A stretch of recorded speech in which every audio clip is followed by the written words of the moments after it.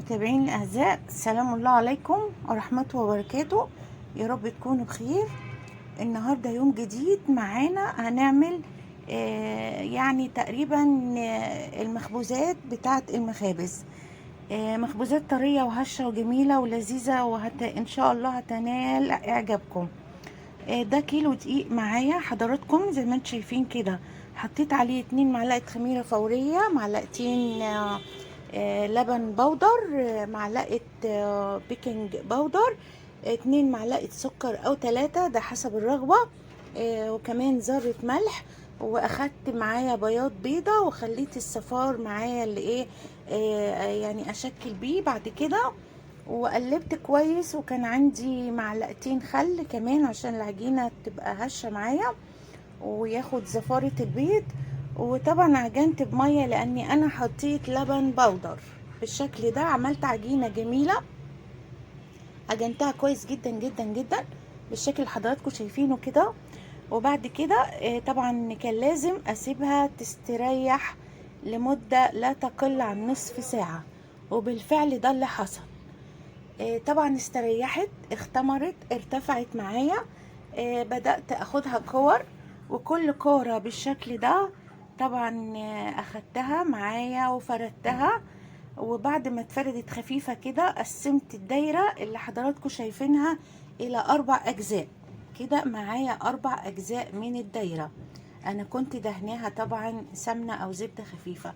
هناخد كل ربع وبعد كده ناخد الطرف اللي من هنا والطرف اللي من هنا نشبكهم في بعض، وهكذا اللي بعده واللي بعده، بقت بالشكل ده. ودي كمان واحدة تاني على اساس ان الفكرة تبقى واضحة لحضراتكم. شايفين دول ال4 اجزاء بتوع الدايرة. هناخد الطرف ده مع الطرف ده، واللي تحتها كذلك، واللي بعدها شرحه، واللي بعدها نفس الموضوع. بقت معايا شكل كده جميل. اللي بيها هتبقى رقات، وهتبقى معايا في الاخر مورقة.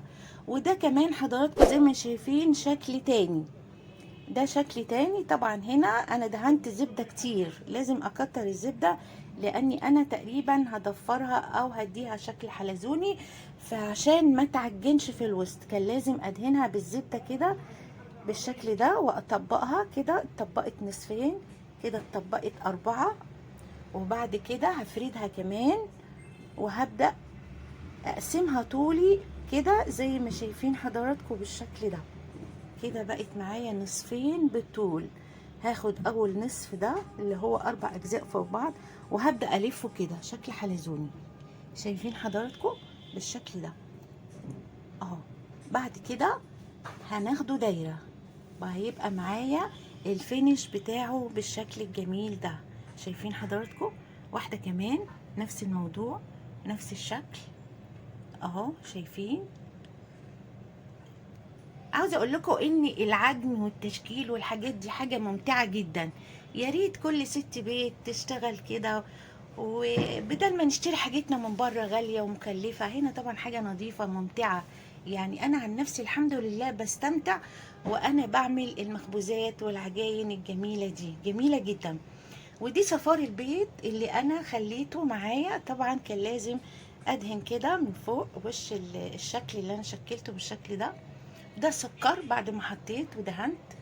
انا رشيت عادي، حضرتك ممكن تحطي سمسم، سكر، زعتر، حبة بركة، مفيش مشكلة، اللي رايح حضراتكم عادي مفيش مشاكل. وطبعا حطيتهم على درجة حرارة 180 درجة، والفرن كانت سخنة جدا. قبل ما اخرجهم شغلت الشواية يعني 5 دقايق عشان بس ما يتحرقش معايا. ادوني الشكل الجمالي ده. مخبوزات جميلة طعمة، مقرمشة طرية من جوه، مورقة زي ما حضراتكم شايفين. تنفع مع كوباية شاي، مع حتة جبنة، فطار، عشاء، غدا، ما نقولش لأ.